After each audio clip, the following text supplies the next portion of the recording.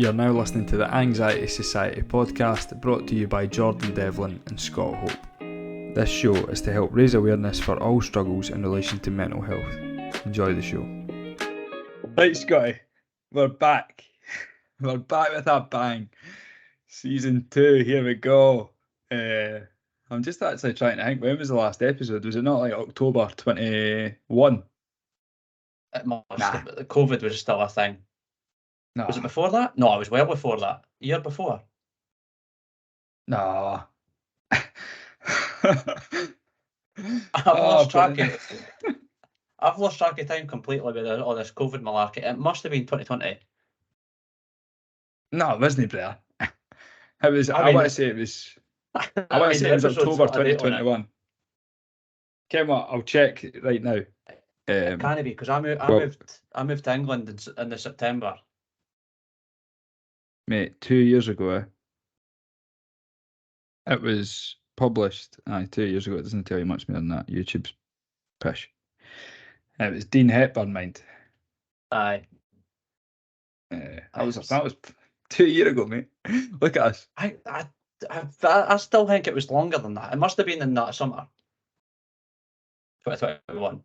Oh no, it was summer, because I listened to the start of the day and I was talking about having cocktails in Edinburgh, and you wouldn't have cocktails in Edinburgh at the Grassmarket. I think it was about that time anyway. Fucking wild 2 years, man. I know. A lot's fucking changed as well. Oh mate, it's actually disgusting. I don't know if it's changed for it's definitely changed for the better in my life, but obviously I've not seen you that much since you moved into old Liverpool. So this is a catch up then. Exactly. We're having to do it the old fashioned way as well, with fucking Teams, but like the good old COVID days again. But that's what it is, man. Probably going to be the best sounding podcast we've done to date. Well, and again, we had all the same technical difficulties that we always have when we're doing them, and I don't think we've ever went to do one and it's went smoothly. Nah, it's all part of like the build up. Mm-hmm. Like, imagine you turn the football on, the football on, and it was just the referee's first whistle. No build up or that. Boring, bruh. That's what this is. A wee bit of build up, a wee bit of suspense. I know, man. Right, so we obviously spoke before we hit the record button. The first thing that we were going to talk about tonight was obviously not everybody will know that listened to the podcast previously, but on our first ever guest featuring episode, we had a boy called Jordan Crombie on. So Jordan Crombie is sadly no longer with us. Scott, obviously, it was one of your best pals. So I'll let you speak a bit now about sort of how that came about and just pay a wee tribute to him, in all honesty, because he was the one that got the ball rolling with this. It did. Aye. He was some boy. I don't know. I'll probably start with like how he was as a person. Obviously, for those that would want to go back and listen to him, he's just one of the most positive and like energetic people you would ever meet. I was always one of those pals where like he was like a number one fan all the time. Like whenever he did anything, I was a very special boy. Fucking hell, that's tough. Sorry, that's it. And this was like just the year I'm passing. So he passed last July. He had a condition, Addison's disease, which he spoke about on the podcast, where it didn't produce enough hormones from his adrenal glands. And I don't know enough about it to be perfectly honest, but I think it's similar to like a diabetic episode that he went into. It's a similar sort of thing, I think. Again, I'm talking absolute nonsense, I'm sure, but he passed away from that, and his family was doing a lot of work to try and sort of raise awareness, because there is medication out there, and there is things that you can do when you go into that state, but he just didn't have the medical attention that he needed. So if that was the case, he could still be here, which is hard to take. Yeah. But I suppose it is what it is. But it was tough round sort of last summer. And then probably the most surprising thing was how bad, again, how bad I took it this summer, with it being like the 1 year anniversary. I did not expect it to like hit me as hard as it did. Where I was like floored for a couple of days. Actually, I think it might have been even worse than when I found out that it had passed. Which was really surprising. I did not see it coming like at all. Aye, it was rough, man. I can still mind the night you phoned me. I was in this room here with Parker. We were playing a game of darts, and then obviously it came up on the phone call for Scott Hope, and like, no disrespect obviously, but we hardly speak now. Aye. So Aye. As soon as I seen the name pop up, I was a bit like, that's a bit strange. Like, you get that sort of gut feeling. And then you obviously told me the news. Obviously, at that point in time, the news was very different to what actually turned out to be true. Aye. We'll not touch on that too much. But there was I was a bit of just misinformation when I first found out about the cause. But these things happen.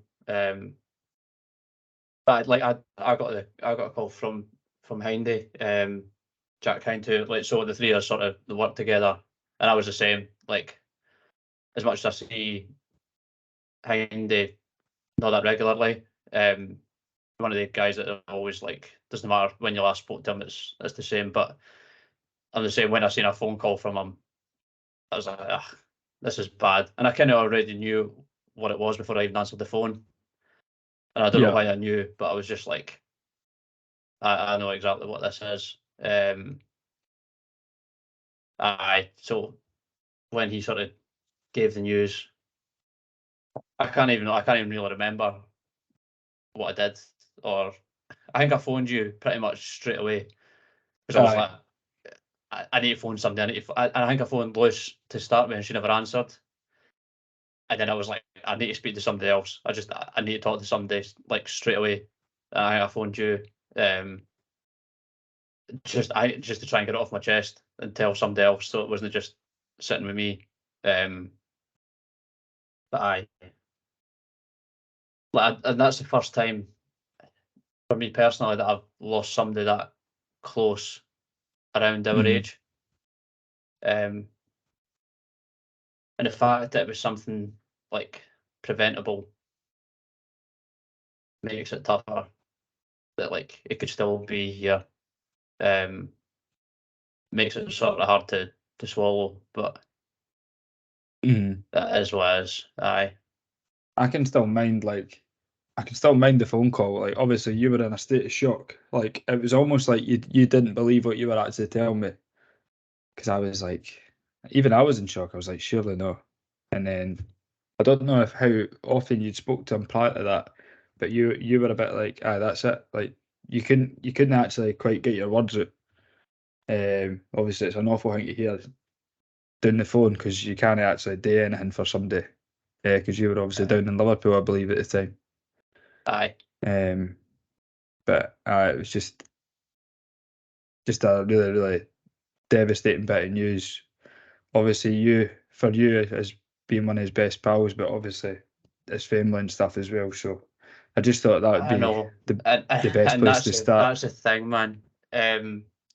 His mum is one of the most unbelievable women you'll ever see in your life. We held a charity game this year. It was at Starts Park, which is a big pitch, and I did not enjoy it in the slightest. I came on in the second half, and I just tried to hide for as long as possible. I was like just hiding behind a mid. I was like, I'll go in and sit a mid. I'll play the defensive role, and I'll just try and hide. And whenever somebody gives me the ball, I'll get it as far away from me as possible. But his mum got up and like spoke to like everybody in the crowd after the game, and did the same last year. So it passed in the July, and we held it last November. And she got up and spoke to everybody.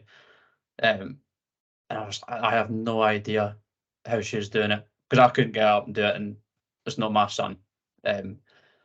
So she's unbelievable. But his family started a charity called Jada. We can maybe put the link in wherever to the social media and stuff. But just basically try to raise awareness for the condition. So that happens to less people with the disease, because it is just an awareness thing, and having the right medication when something like that happens. No, 100%. I seen it on, I think it was Instagram, the page, the Jada charity organisation, I think it's maybe called, and it's actually growing loads. There's lots and lots of engagement on it, loads of people involved. Obviously, yourself played in the football game at Starks Park, which is obviously, for anybody that stays local, is Wraith Rovers' ground. So it's not just any Rex Park doing any field. That's the big leagues, mate. It's massive, actually. But nah, it's good that they actually decided to host it there, and it did get quite a lot of attraction. Obviously, I seen you the day before the game because I hosted a barbecue, and I seen you there. I was in no fit state to come along and support on I the don't Sunday. think you actually seen me. No, I didn't think I seen you either. This is actually the first time I've spoke to you since that day, and I can't remember anything that we spoke about on that day. I was nervous, right? But just so that's why I thought we'd start this episode, just with that wee tribute to Jordan. Obviously, I listened back to that episode today, driving back from my work. It was episode 2, and honestly, I was pissing myself the whole way home in the motor, because there's that many different times in it where maybe his voice breaks or something, and you can see me trying to cover it up. Voice breaking. You can see me trying to cover up laughing, like, oh, sorry, I had a mind blank. And even when I was driving home, see when his voice broke, I started pissing myself again. And then it wasn't until like 3 seconds later I actually pissed myself on the podcast live, and I was like, oh no, man, I can't believe I'm a miserable bastard. Like. But no, it was a class first episode, and see the amount of information that I got from it, and like things that he's maybe said that I've implemented in my life. Like, I don't know, people who aren't like to support your goals, just ditch them. Like, I've done that. If you're passionate about something, go for it. Like, chuck yourself in hot water, deep waters, and see if you can swim. Then chuck yourself in. Exactly. Then chuck yourself in hot water. Oh man, I'm glad to be back, man. Oh, this is going to be a disaster. I can tell already. That's going well, mate. I know. It was some boy, man. I've listened to it. I've listened to it maybe 5 or 6 times since. It was a funny boy, man. His voice breaking was tremendous. And I think I was actually seen him that day as well, because I had to drop off the mic. Just as nothing even happened. I just seen him, and like that was like a lasting memory. But he was obviously an agent, and I had just moved down here. So I moved down in the September. So I think it come maybe like around Christmas time. Him and Hindy came down here, and we had like a night out and that, and we went to like a terrible pub, but the pub singer was tremendous. I'm not sure. I don't know his name. But obviously with him being an agent, he was actually like trying to sign him and that. Like this random pub singer, he's like, mate, I've got contacts. Like, Kovac, you've got no contacts. What are you talking about? You've got no idea about music. Like, I've got contacts. Like, shut up, man. Try to convert a guitarist to a centre mid. I know, man. Mate, your contacts are in football. Signing random pub singers. It was even as we laughing that day, man. It was excellent. Some boy. But no, I thought that was the best way to start this. Obviously, he was the one that had the balls on him to be the first on as a guest, and it's an intimidating thing because we do this. Well, this is what the 15th actual episode, and we're shitting ourselves every time. Like even the new me sitting talking right now, I've got sweat pushing off me. Mate, I'm boiling because I've had to close all the windows because of the outdoor noise and stuff. I didn't want to get picked up on the mic, and it's how many degrees? We're having a heat wave now, so it's fucking 20 odd degrees at 6:30 at night. I feel like I'm in the bloody Bahamas, man. I know, man. But I don't know. It was a natural place to start. Nah, 100%. So what we'll do is, like, just sticking on that then, Scott. Obviously, you were close to Jordan or go back. So how were you sort of coped? What was like sort of going through your head? Because this is quite a common thing that people have to deal with. Obviously, the reason we started this was because of like people taking their own lives. So obviously, Kovac didn't take his own life. He was just unfortunate to have a medical tragedy and lost his life. But the situation's the same but different. Aye. So how you sort of coped and what you done? Aye. So I think it was at the beginning. Obviously, we didn't know the cause of death. So when I first found out of it, like when somebody our age passes away, like that's basically where your mind goes. Because I knew that it had Addison's disease, but just the way that it was, just never made a big deal about it. Like it said that it had it, but it never let on to how serious it could be. So we all thought it would, well, I personally thought, and probably Hindy as well, that it would just take some tablets to replace the hormones and that'd be fine. I never actually knew that it would ever be in life-threatening danger from it. Maybe later in life, but certainly not at that age. So when I found out that it passed away, I never attributed it to that at all. I instantly thought the worst. So I think that was the first couple of days until I found out what the real cause was. That was probably the worst couple of days because, like, you're thinking, like, could I've said something? And as we've had people on this podcast before who spoke about it, who have lost like friends that way, like the guilt about not being able to do more or to do something to stop it. And then when I found out that it was through Addison's disease, it changed a bit. That it was easier for me to deal with selfishly because I was like, oh well, there's nothing I could have done, but it made it worse for him because like he technically still wanted to be here. So I think, like, obviously suicide from people that are still here, we've like selfishly want the person to be here, but the person who took their own life obviously didn't. We're in the reverse with a medical disorder. Like the person still wanted to be here, so it's easier for us that are still here, but not for the person that's passed. So, so that changed like the emotion. So it was kind of like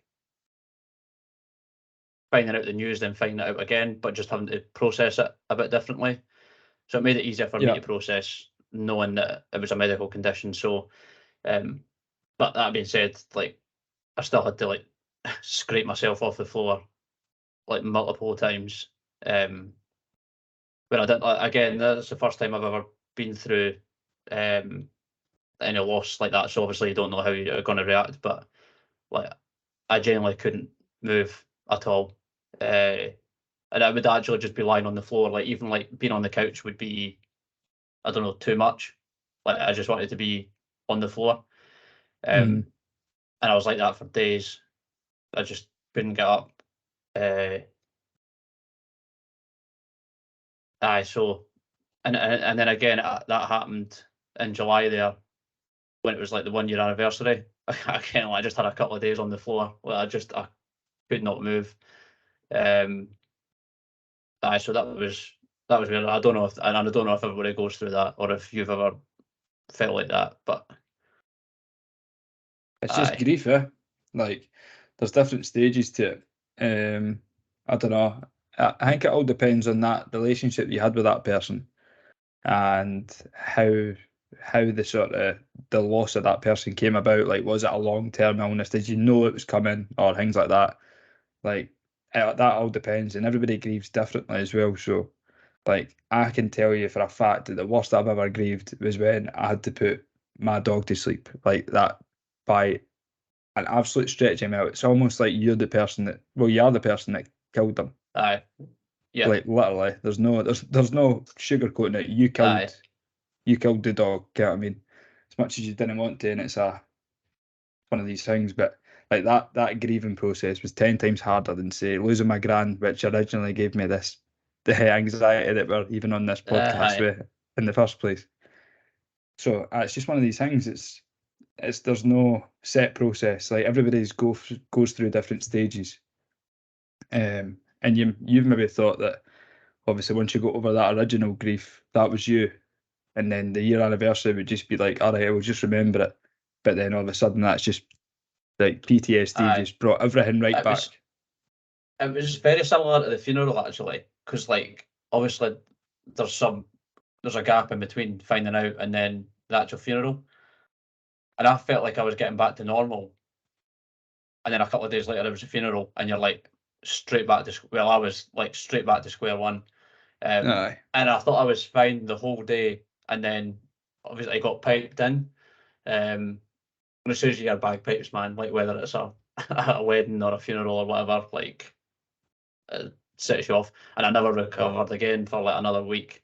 Like, it was just floored. And whenever I was doing something, I wasn't actually there. Like, I was somewhere else. And again, just in July, and it was actually your barbecue that, like, I actually nearly never came. Obviously, I turned up quite late because I nearly, like, because I was lying on the floor, like, I couldn't get up. And obviously the football, the game was the next day, but that actual day was the 1 year anniversary. So I was like, Lord, and I didn't know if I was going to go to the barbecue because I was like, I can't get myself off the floor here. But Lewis convinced me that it's probably the better thing to do, to go and see your pals that are here. And it did make me feel better, to be fair, but aye. No, it's one of these things, like, you can either listen to your body and give it the time it needs, or you can sort of try and get on with your day, and that can either make or break you. So that could have made you 10 times worse, or it could have made you feel better. I don't know, speaking to me that night's definitely not probably made you feel better, because I probably couldn't even string a sentence together. It certainly didn't. No. But I was actually, like, because I was on a night out before it, and it was at Airdrie Stadium, which isn't the best looking, but regardless, and a song came on that got played at his funeral. Fuck's sake. And I was like, and again, I did not expect, at that time, I still didn't expect to be grieving again. And as soon as the song came on, I was like, oh no, I'm going to have to leave. Like, I'm going to have to go. So I went out and sort of round the corner of the stadium. I could not have stopped crying, and then managed to, like, compose myself, get back in. And every time I kept walking back in, it kept, like, coming on again. So I had to keep leaving. So I was like, people cannot see me crying at a 40th birthday party. It's undignified. It came out of nowhere. I did not expect it at all. It was weird, man. But you get through it eventually. You find that as well, though, like, the way that music ties memories. Like, even that tune that would have been played on the bagpipes, whenever you hear that again, it will just chuck you straight back there. Aye. And, like, whatever song it was, obviously you were at the 40th party, again, just chucks you straight back there. Like, whenever you have these different, you feel like you're over it because you can speak about it, and then you'll be sitting having a conversation one day, and then it'll catch you completely unawares. You could be sitting in a cafe just having a coffee with your pal or whatever, and then that song will come on in the background. Mate, it was Drops of Jupiter.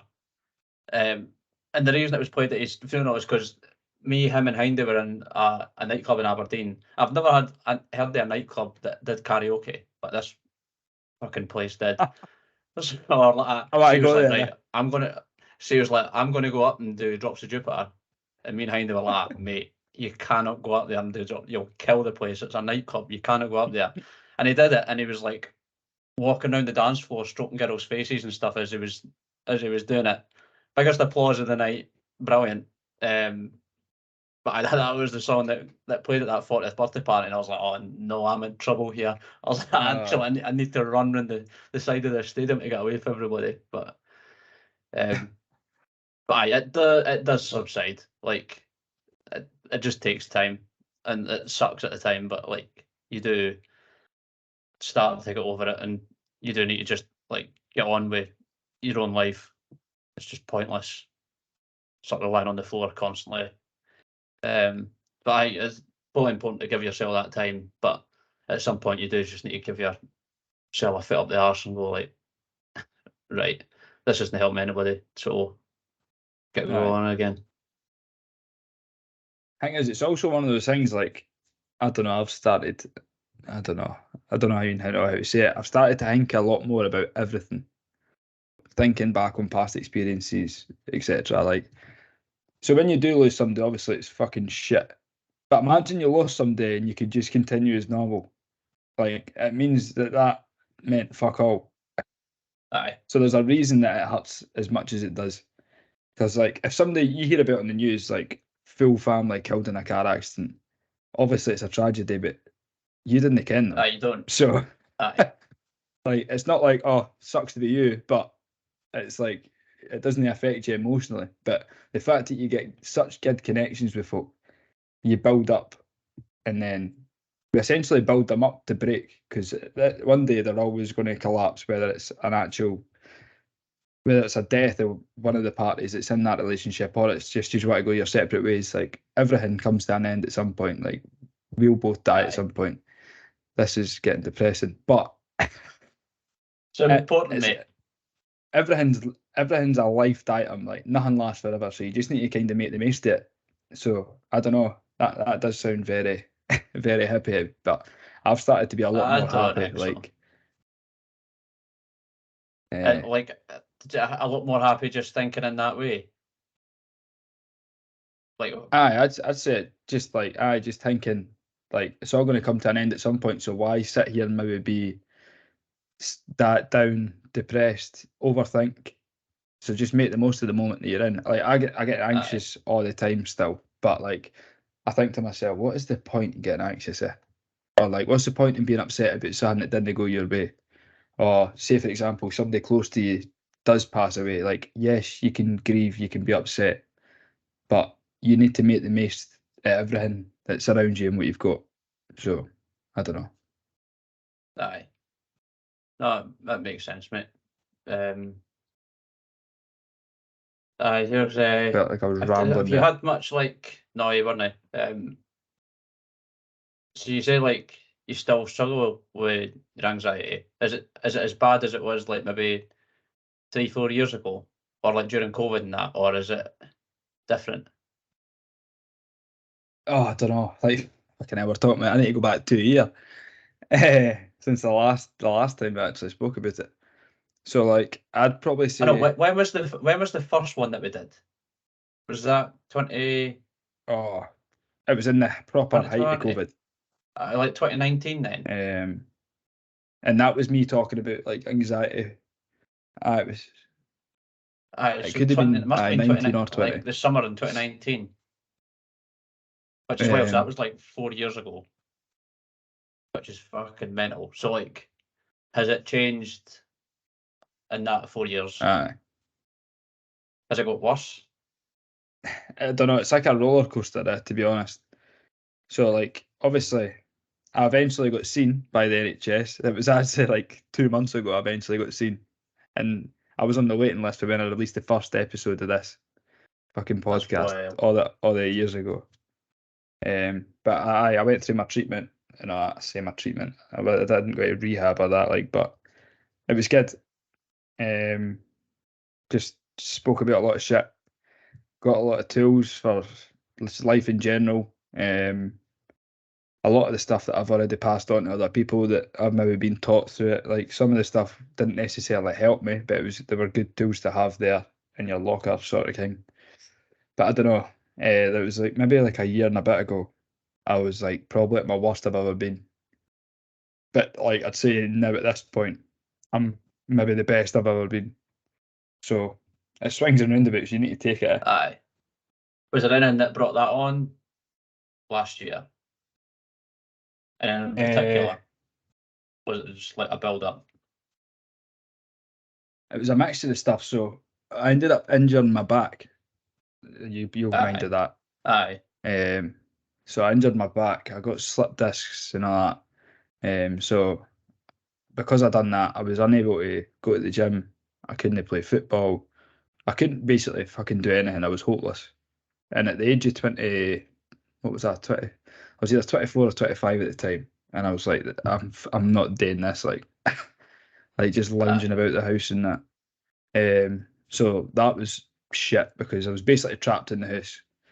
And then my work as well. I was working from home 24/7, marking fucking assessment papers all the time. So there was literally been no reason for me to leave the house other than to go to the shops to get food or whatever. And I was going with somebody at the time. I'll no name them or that, but like I can just tell it was like a slow, like spiraling downhill. I see looking back on it, I can see myself like going downhill. And then the minute it came to a head was I went away to Benidorm for a stag. I mean, I love bevy, you ken that. I love partying. I'll go all out in that. But this wasn't me enjoying myself. Like you should see some of the footage for that holiday. I'm like a disgrace. Like even seeing them, honestly, it's funny for like it's a wee bit funny for me to look at too. But like I know what was in my head when that photo was taken, and it was sick. Aye. It was like Jordan, drink as much as you can and just fucking let it all away. And it was after the passing of the passing of Lucy, the dog, my dog, your dog, my dog. That fuck it, that absolutely broke me. I don't know. It's the worst thing I've ever had to do, ever. Basically, taking another living thing's life. Aye. I don't know. There'll be loads of folk out there that can relate to having to put their dog to sleep in that, but it's easily the worst day of my life. And that honestly, I can't like. We got a dog like since the last podcast, obviously. I can't even imagine it. Like even thinking about it makes my skin crawl. Like it must be the worst, and I'm absolutely dreading it. And I think about it quite a lot, which is quite bad because he's 2. So like, hopefully we've still got a long time, but you do know it's going to be shorter than your life. But I keep saying to Lewis, like, it might just outlive us. It might just be an anomaly. Just fair, he's got a good chance at that, isn't it? A dog that you've got. Like. I know. If there's any dog that's going to do it, it's going to be him. But saying that, he just runs full pelt into Woz. He's wild. He's wild, and he's not calming down at all. But at the same time, I would not have it any other way. Like that's brilliant. He's a funny little guy. I imagine it being rough. It's like honestly, Brett, it's like we're going back to that music memory thing, mate. Honestly, I was in the vets that day, and obviously we put her to sleep, and you're walking out the room, and there's a fucking radio, obviously, because it's a vet. And the song that was playing was like my favourite tune at the time. It was 17 Going Under by Sam Fender, which was massive. So think how many times that got played in the charts, mate. And it was like, honestly, you try to go anywhere, 17 Going Under, like this, going that, and then that. And I was like, oh, fuck's sake. And I can listen to it now because it's been played that much. And it's like, like every time I hear it, it's like, right, it takes me back there, but I'm like, right, it's fine. But it's just one of those songs, like all the songs that could have been playing, I'm like, why the fuck did it have to be that one? I was like, that was one of my favourite songs. Ruin. Cheers for that, Lucy. So did that set off, like, is that what set off the you feeling that bad, or was it like bad leading up to that and then that made it worse, or was that like a bit of a catalyst? I don't know. I've got this weird thing where if something bad happens to me, it takes me 3 months. It takes 3 months for it to hit me. Like Aye. everything that's happened in my life, it happens. I deal with it on the spot and sound. 3 months later, it's like a fucking punch in the fuck, punching, punching the bus. Get why I said that is because I watched what's it called? Is it Get Hard? God, aye, Will Ferrell. Kevin Hart and Will Ferrell was like, I'm going to punch you in the fuck. But that genuinely, that's what it felt like 3 months down the line. But nah, you can talk about it now. But 3 months later, honestly, mate, I was eating everything. I was like, I look back at photos and I'm like, I'm a fat little cunt. But like in different circumstances as well. Like I went to where was it? Transmit, and I was going out with a lassie at the time, and Sam Fender was there. Aye. And honestly, mate, I was just on a different planet that day. Yeah. Like all my pals and that were there, but I wasn't. I was at the bar, mate. I was literally down in pints and then joining the queue, down in pints and then joining the queue. It was just disgusting. And it was when my back was fucked as well. So you should have seen the state of me leaving this field at full time. Like I was walking like the Hunchback of Notre Dame, trying to find a bus. And obviously my missus at the time was like trying to obviously hurry me up and that, and I was just in no mood to speak to anybody. It was just a bad memory, like me at my worst. But I don't know. It's just these things that you need to deal with. So I've always never had a good relationship with drink. I say that as I'm drinking a Corona now, but I'm much better. I feel like I won't drink anymore unless I'm happy on the outside or on the Aye. inside. Sorry. So if I can, I've got shit going on in my life, or I've maybe had a bad week or that, I can that I'll no drink because as soon as I start, that's it. Aye, gone. But I Aye, don't that's know. weird. Nah, I don't ever feel like I've had that urge, like when someone's got like my mind never really goes there. Like when I'm feeling shit to like start drinking, and it's weird that like some people's like that's the first thing that they do. I've just never been lucky, I guess, to never really have that. I wouldn't even say like, oh, I'm feeling shit. I could be doing with a drink. It's not like that. Like I'll feel shit and I'll be like, right, what are you doing this weekend? And Sunday will offer me to go out, have plans or something. So I'll go out and I'll start drinking. It's when I start, it's not knowing when to stop. It's just like, Aye, right, we're going as hard as we can here. Like I didn't take drugs or that, but just the bevy, mate. Honestly, it's like I was on a mission to just drink as much as I physically can until I can't anymore. aye. And it's Man. sick, but it's no longer like that. So I can. I know. Well, that's good. It has been a depressing start, but I'm glad things are on the up, mate. Because that's good. Like, It's definitely on that, bro. and are you doing Fascinating. anything like are you doing anything regularly to keep it on the up, or is it just that things are going well? I don't know, just like I was saying about like the way I actually think about shit now. I don't know, I'm just a lot more at ease with just shit that's happening around me in general, just in life. Like I understand everybody's got their own lives, everybody's got shit going on. Aye, Just being a lot more understanding in myself and like other folk. It's all right to have a shit time or a shit couple of days. Um, like if you're struggling, speak to folk about it. Like this is what we've preached since we started this. Like I can't describe the importance of actually speaking about when you're feeling shit, which is a bit hypocritical though, considering because I can when I was feeling that way, I was a year or two ago. I can't even mind who I spoke to. Even if I did speak to anybody, I just kind of dealt with it myself. aye. which was the worst thing I I could know, have done. I know. And to be perfectly honest, I'd be the exact same. And it's weird that because people do say talk that it'll help and stuff, and there's a stigma attached, and and I think that gets used quite a lot, this stigma thing, and there might be, but when Mhm. you're in the middle of it, you're not doing it because I don't think anybody thinks I'm not going to say anything because people will think I'm weak, or people will think that I'm stupid, or that I'm overreacting or anything like that. For me personally, I never felt like that. I just didn't want to speak about it. I just wanted to deal with it myself.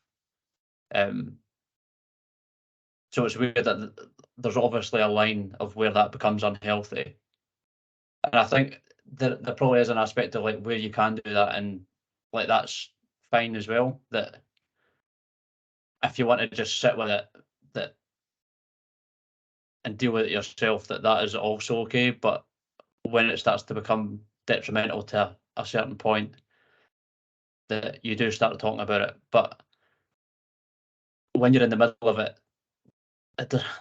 trying to get to that point of where you feel comfortable speaking about it is tough.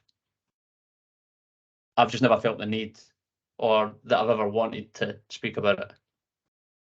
But I don't know. It's I think for me, it's I'm very aware that everybody else has got their own shit going on, so I don't want to add to that. aye, I can deal with myself, so that's why I didn't want to speak to anybody else. If somebody asked me, I'd be truthful and be like, I wouldn't be like, I'm having a miserable time, because that's aye, the last thing you want to do. Oh, how you been getting on? Oh, terrible. aye, dreadful. Aye. Nobody wants to, and that's the truth. Nobody wants to hear it. They're like, "Oh, mate, come on, this is not the Again, time." because it just you That's not kill true. the I'm mood. kidding, obviously, but But if you're genuinely sincere about something, it's different if somebody feels alarmed or something. No, you didn't look you didn't look like you're doing yeah, that great. What's been happening? But if they're just like, oh, how you doing? And you're like, oh, I'm miserable, I'm sad. I'm like, right, well, that's not the right time to fucking do that, is it? You're aye. obviously not speaking to the right person. But even having those people to check in on you, that's good. But And again, we, that check in, if somebody had checked in on me that week that I was feeling rough, I know for a fact that I went, nah, I'm all right. I know, but I think that's because I knew why I felt like that, rather than Mhm. um, feeling really bad and not understanding why I felt like that. So grief is everybody knows what grief is and why they feel sad. There's no mystery to grief, almost at all. You know exactly why you feel like that. So at no point did I ever want to talk about that. But for people that aren't in that position and they don't understand why they feel down or anxious or whatever, I don't know if you get that same reaction where you just don't want to talk about it, which is good. And I think that's the good thing about these places. Is it Andy's Man Men's Club, yeah. Club? Where it's a designated space to actually people are there for a reason to Yeah. go and talk about that, and it's not just hi, how are you, and then you get back somebody that's really struggling. Whereas having that designated space to actually go and talk about it, I think massively helps. If that makes sense. I feel like I was rambling there. No, it makes perfect sense. I think we're kind of on the same boat. We know what the problem is. We know what we need to do to fix it. It's a game of time. Nothing's going to ever fix itself Aye. overnight. You're going to feel shit. Like you don't need everybody to know that you feel shit. You can deal with it yourself. But some folk obviously can't deal with it, and then they do stupid daft shit, make bad decisions. Mhm. Um, but I don't know. Prime example is me. Uh, Obviously, I wasn't. I thought I was coping with it, but I wasn't because I was end up drinking myself into oblivion, doing something I regretted doing. I don't know, speaking to somebody utter garbage, waking up the next morning being like, I can't believe I spoke to that person like that. But it's a mistake, and mistakes you need to make mistakes to learn from them. So Aye. that's the way I look at it. I'm Aye. not trying to justify being a prick at that time in my life, or that by any means, but I don't know. It's just one of these things, I think. You're going to get the times that you are a prick. Like there's nobody that's perfect. I had obviously since the last podcast I've become a yoga teacher, so I have the right to tell everyone how to meditate and stuff. I'm kidding, it's absolute nonsense. But but when I went away, it was like a 3-week retreat, where it was like it was up in like the Spanish mountains and whatever, and it was very isolated, and like you got really close with everyone that was there, and like it felt like very together. It was like it was all like vegan food and stuff, and like it was a proper retreat. But I've like really struggled to come back from that because it was so disconnected, and like during it you had to.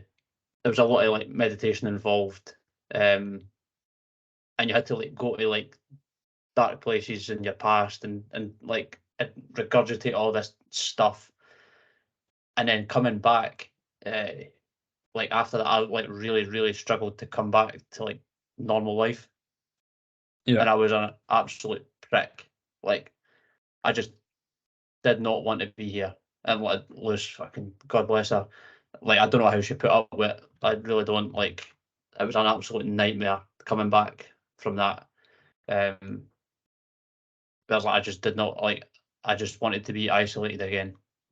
That was a really weird fucking experience, man. I've not really had I've not really heard much about that time that you're obviously away. So I don't know. So talk a bit about what you actually got up to at that retreat.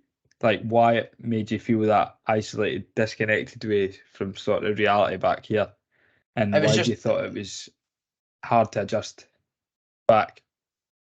there was like so the vast majority of the day you were basically doing yoga. So you would like wake up, and I would wake up at like maybe 6, and then I would like there was a pool there, so I would like jump in the pool. But you weren't allowed to talk to people until like after the first yoga class. So everybody would be walking about like in complete silence until like midday. So you would like get up. You couldn't talk to people in the morning, and then you would do like a breathwork class for an hour, and then an hour and a half yoga class. Then you would have breakfast. Then you could talk to people like, um, and then you would have like maybe a half an hour break, and then you would be back in for 3 hours of yoga classes, where a lot of it was like meditation and like guided meditation as well. So it wasn't just like aimless. So you had to sort of go to certain places, and like regurgitate like why I am the person that I am, basically, which sounds lovely, and like it sounds like it's a nice positive thing to do, is like deal with your past and stuff, but I did not find it helpful in the slightest. And I think like maybe some people will do, um like try and work out why they are the way they are and why they act the way they act, but it brought up a lot of stuff from childhood and stuff that like I did not find useful coming back, and like I felt like I'd already dealt with it, and it restarted it all. Um, so I really struggled when I came back after that, because I had all these things that I'd spent 3 weeks like bringing to the surface, and then I was like chucked back into like normal life, where I was expected to work and do other stuff, and then I was dealing with like childhood traumas, and like people were asking me to fill in spreadsheets. I was like I cannot do this. Um, so it was really weird, and again, completely unexpected. So see, just touching on that then, because obviously there's certain traumas in your head that you literally, no matter what you do, you can't get rid of. Aye. Like, and a lot of people just bury them away in that. See, when you've done that, obviously they were maybe the ones that you'd maybe just locked away that you've never ever thought you'd see again, and obviously that's brought them to the surface. So do you think that's brought them to the surface so that you can finally just let go of them completely, or they just came back and you've just had to quieten them down again, but you know that they're still there, if that makes sense. I think definitely the second, like the latter point, like I don't know if there's a way to deal with them. There might be that, like, so just for context, there's multiple, but just for context, so like divorce, like when you're young, obviously, is traumatic for anybody. But like I think a lot of mine came from like my dad leaving, and he left on my birthday, which was like an extra, like like kick in the balls. But like that need to feel like wanted was like came to the surface, and like I to try and deal with that, I was like, I don't need this. Like I wanted to keep looking into the future because I felt like looking into that was completely pointless because whatever it is, I'm never going to be able to change it. So that is what it is. So I personally felt like bringing all that stuff back up. Maybe you can deal with it if you bring it back up, but I don't see the point. I like to personally like lock it away and look forward. But that's just me. Maybe some people would find it beneficial, but not for me anyway. So I don't know. The thing I talked about that trauma there. You read the book, The Chimp Paradox. Aye. So it's all to do with like the goblins and the gremlins. Some of them you can get rid of, some of them are always going to be there. That's the reason I brought that up. Anybody who hasn't read it, I'd highly recommend it. That is good. Aye. But I personally felt like they're here to stay, and like that is what it is. Like, So did you write a fucking terrible TripAdvisor review on the place that you went to, or was it was great, mate. just it was great. It's great. It was good. The food was great. Yoga was good. I'm a certified yoga teacher now, so I teach yoga. It was good. I found the whole like spiritual aspect of it. I did not expect it to be that like spiritual. I expected to go and learn how to do the poses and learn how to teach the poses, not like explore myself basically. So I like maybe I will write a TripAdvisor. Maybe I could be doing without that aspect of it. But now that I am an actual yoga teacher, again, I do try and stay away from that aspect of it, like the spiritual aspect. Like I just don't feel like I'm in the right place to be able to guide somebody through their own sort of way of doing that. So I try and stay away from it because it can be. I've personally found it traumatic. So, like in my classes, I try and stay away from that. So, like, obviously they know. Well, I don't know. I'm not even going to sit here and quote research. I'm not Andrew Huberman, but they obviously say like breath work, yoga is good for like the body. It's good for the mind. Yeah. You see, that's all you see on like TikTok, Instagram, Facebook, everything. Like even those Lumipods, cold water therapy. Like everybody's just trying to do things to make their mind slow down and feel more present. And I don't know. Like I started to do yoga, but nowhere near shit hot as you. Obviously, if anybody likes yoga, look at Scott on Instagram. It's a freak of nature, to be honest with you. But I can't even bend down and pick up a fucking yo-yo. But no, it's good because it actually doesn't. It makes you feel class. But like the breath work certainly something that I've tried to do more of, like the Wim Hof sort of breathing exercise. But that's the only one I do. Like I know how many there's loads out there, so I'd like to always try the different ones. I'd like to be the person that goes back in time and figures out why I'm the person I am. Whereas you obviously didn't like that. Aye.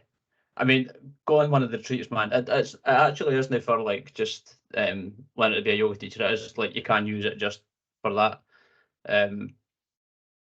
So if you want to do that and learn all the breath work and stuff, but I'm the same. I don't make enough time for the breath work and meditation. aspect of it. But like, and yoga especially, and it's weird, like coming from like a yoga teacher, that like I don't think it's the only way to do it. I think there's a lot of benefits of it, but I think it's the same benefits that you get from any form of exercise where you're not in your head. So like the stretching aspect of it and the poses and stuff and moving with the breath, 100% beneficial. But like I think that like you can do any sort of like physical activity and get the same benefits that you get from yoga. So I try and use that aspect of it. Like that is probably different from the breath work and meditation part of it.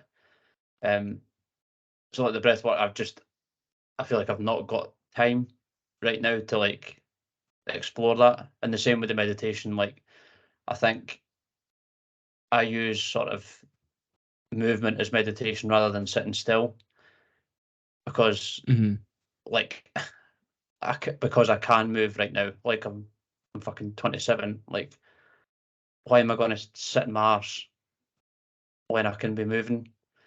Like If there's one thing you could do, Scotty, that's move, son. Exactly, mate. I'm not going to sit. I'll have, and I think like that for me anyway. I think that's how it's supposed to be. That you sit down and meditate towards the end of your life to get yourself ready for that part of it. But whilst you can move, I think you should be moving and not sitting on your ass meditating. Is my personal. Like, there's loads of ways to meditate, and sitting on your arse isn't one of them.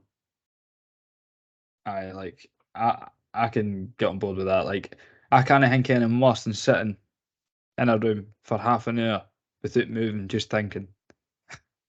Yeah, and you do get like, and I did have a really mad meditation when I was there. Like I was quite a fuss eater before, like, and I don't know why. Like, I guess fuss eaters don't know why they're fuss eaters. They just fucking are.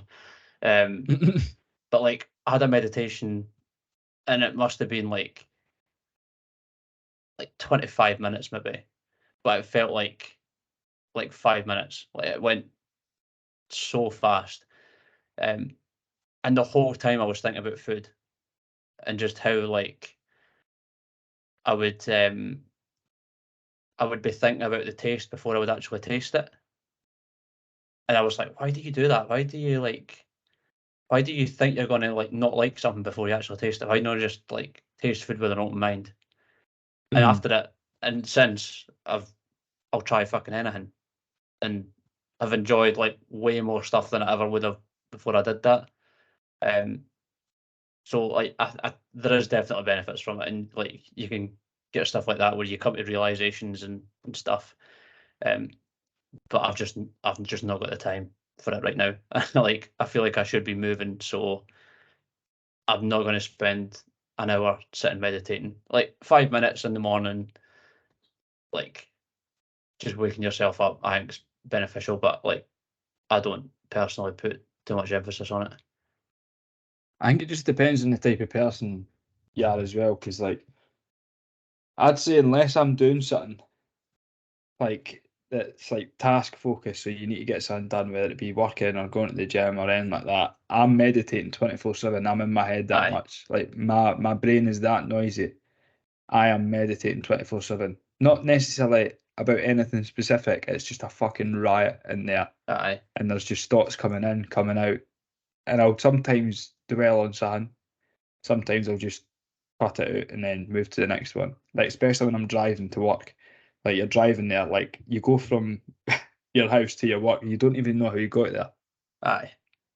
But there's that many thoughts that came into your head. Nothing to do with the car in front or the traffic or how to actually drive the car.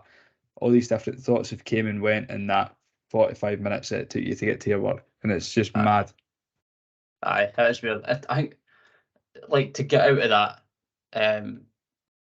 I as you say, like I think anything where like you can't afford, and I'm sure we've spoken about it on here before, but like climbing's something that I've done. I know you've done recently, that I get that same feeling from, where like I can't afford to be in my head, because if I do, I'm going to fucking fall off.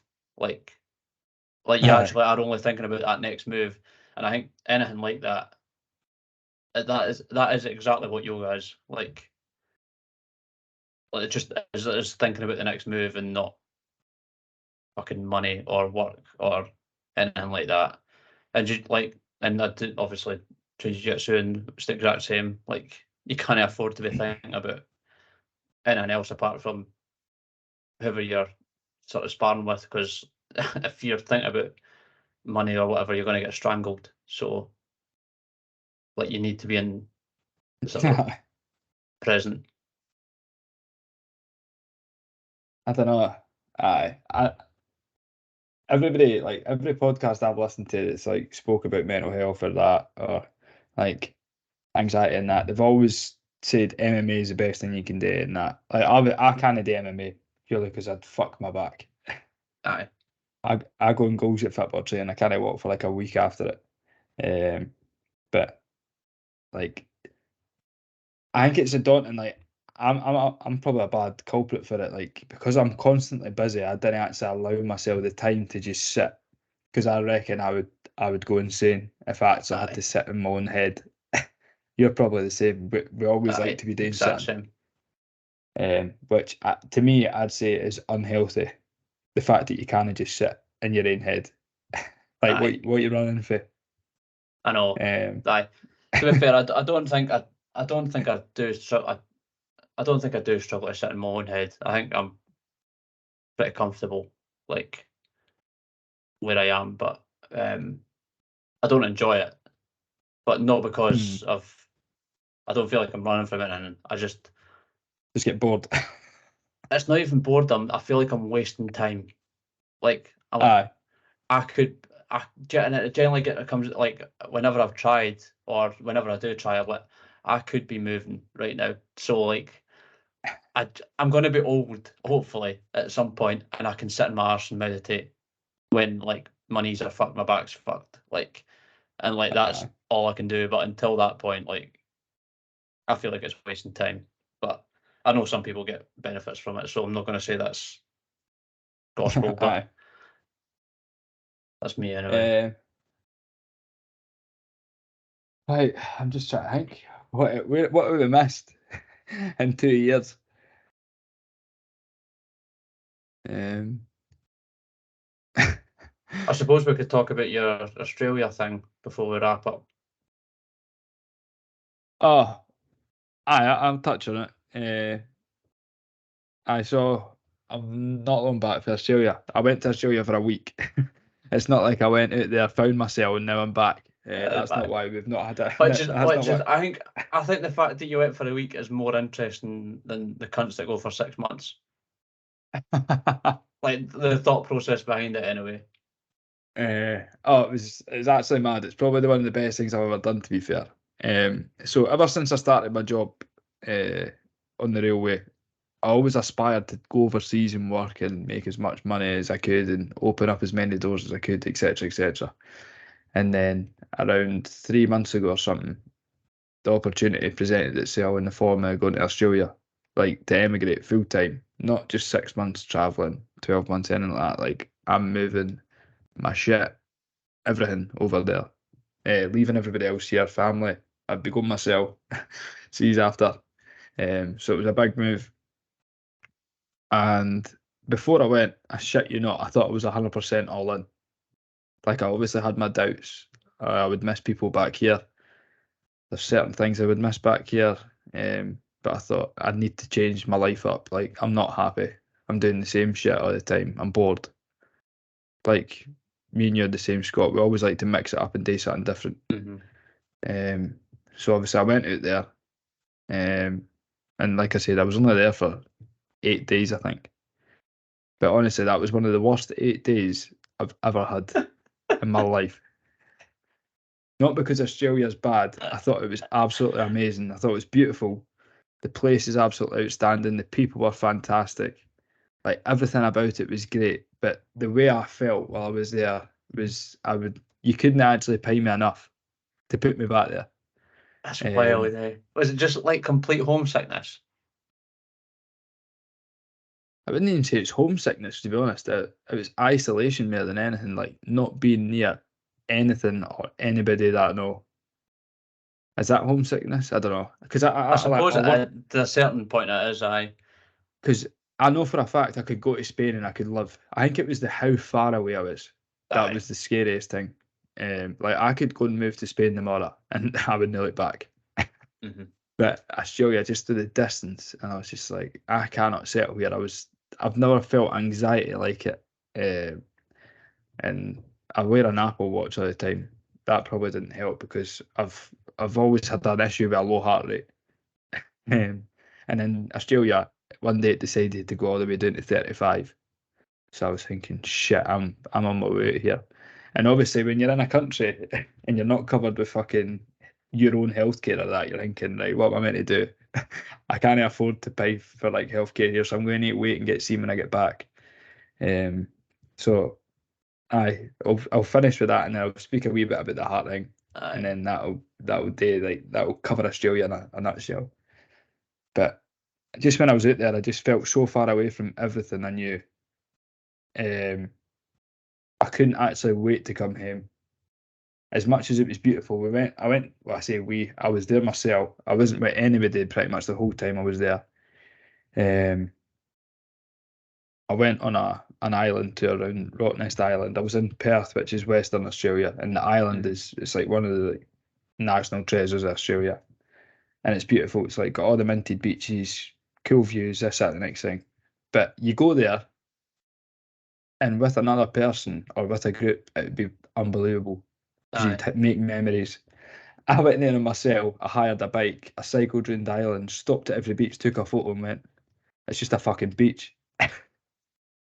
That could be Like embarrassing. you've got, aye, like you've got fucking nobody there to share it with, nobody there to bounce off of.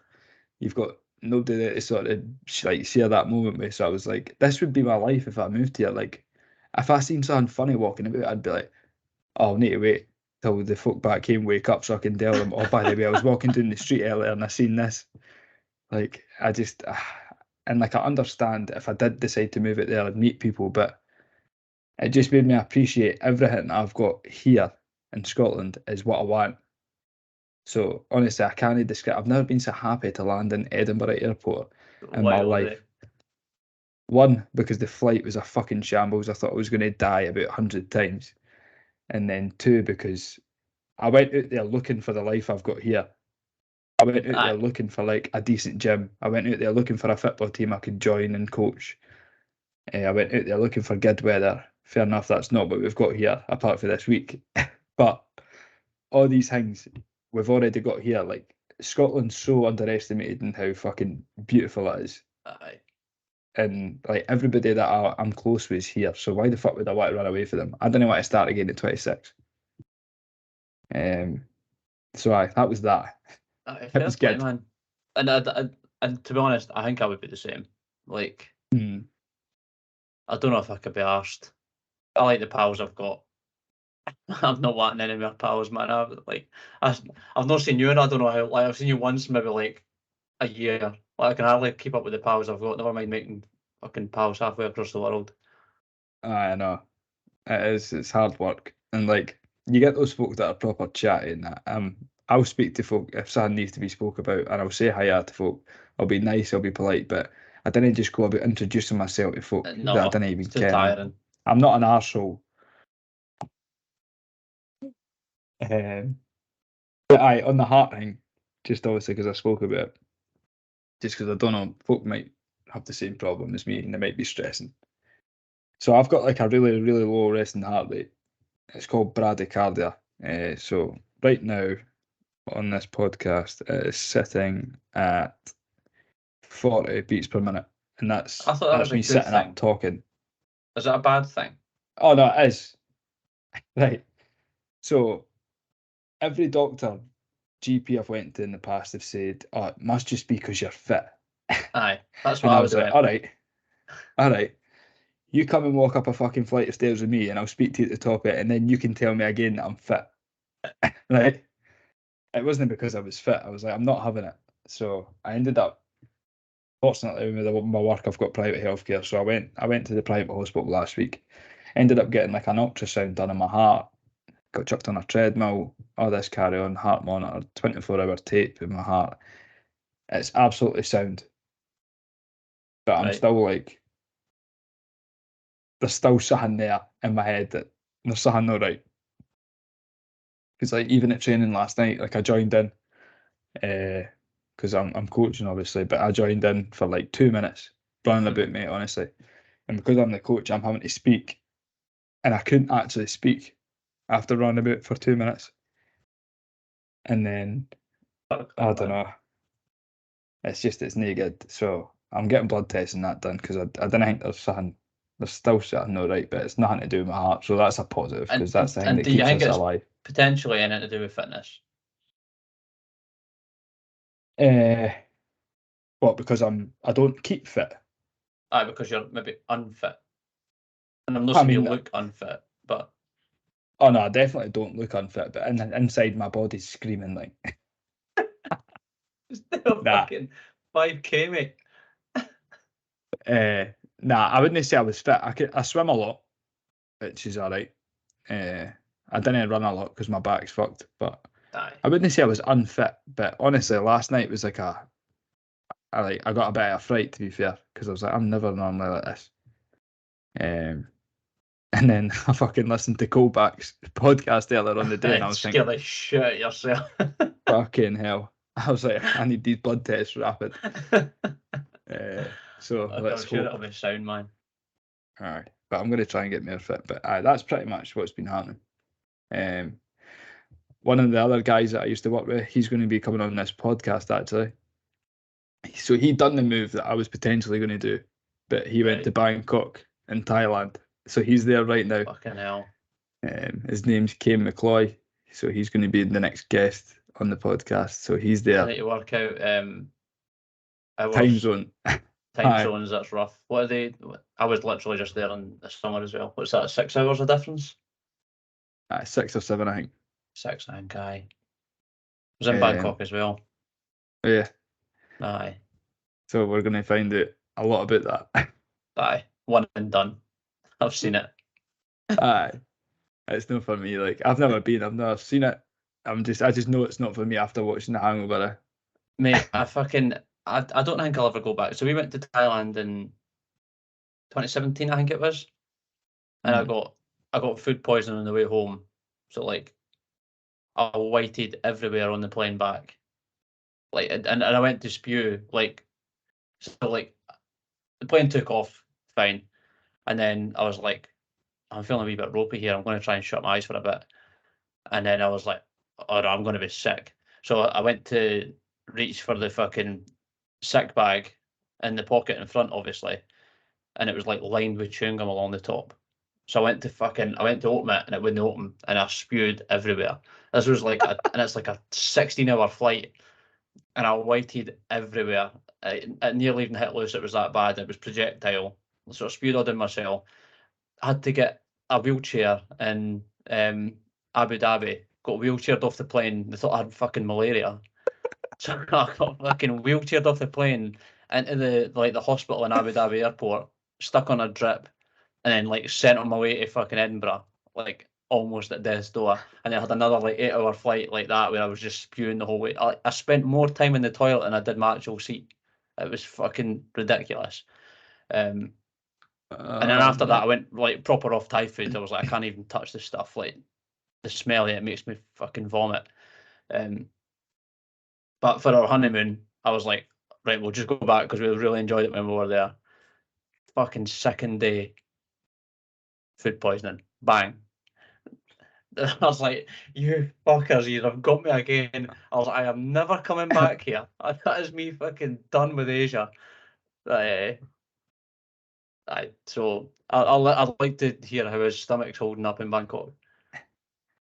Oh, mate, he's saying to me, like, even here, his stomach was fucked. So I'm actually, that's going to be one of the first questions. Car crash out there then. I don't know. Do you think it's the actual food or if it's the water? Everything. I don't know, mate. I think they cut vegetables on top of fresh air. Mate, I don't know how they get you, but they get you. I had a Thai red curry for my tea tonight, to be fair. It was cracking. I will try one out there. You lose plenty of weight anyway. Right, just the last thing I wanted to say before we cut this episode. Another guest that was on previously was Gavin Westwood. He was on speaking about Callum Reid. Callum Reid unfortunately took his own life a few years ago now. He's again got a similar type thing where they play a football game once a year to raise money for, I think it's, I'm not even going to guess the charity. I'm guessing it's like Mind Scotland or Sam H or something like that, but that could be a total guess. You'll be able to find them on Facebook. That game actually takes place a week on Saturday, so that's going to be the 16th of this month, and it's happening at Queen Anne High School, which is in Dunfermline at 1 p.m. And I've actually agreed to play. Oh, good lord! So and goals. I've agreed to be the water boy at the high quality H2O. I've got plenty of goals in me yet, Scott, so don't you worry. But that will pretty much round it up. So obviously we started off with a little tribute to Colback. Had a wee brief touch on me and Scott's life the past couple of years, what's been happening. Obviously we've said that Kane McCloy, he's going to be the next guest. And yep, we're back. Wrap it up. That's the end of season 2, episode 1. Battle over the camp, but I hope you managed to get something from it. Hope you enjoyed it. Once again, a little shout out to the Jada charity organisation, which was obviously founded in memory of Jordan Crombie, who was a guest on the podcast. And yep, we will see you next time, where Kane McCloy will be joining us for a little chat from Bangkok, Thailand. See you next time. Bye bye.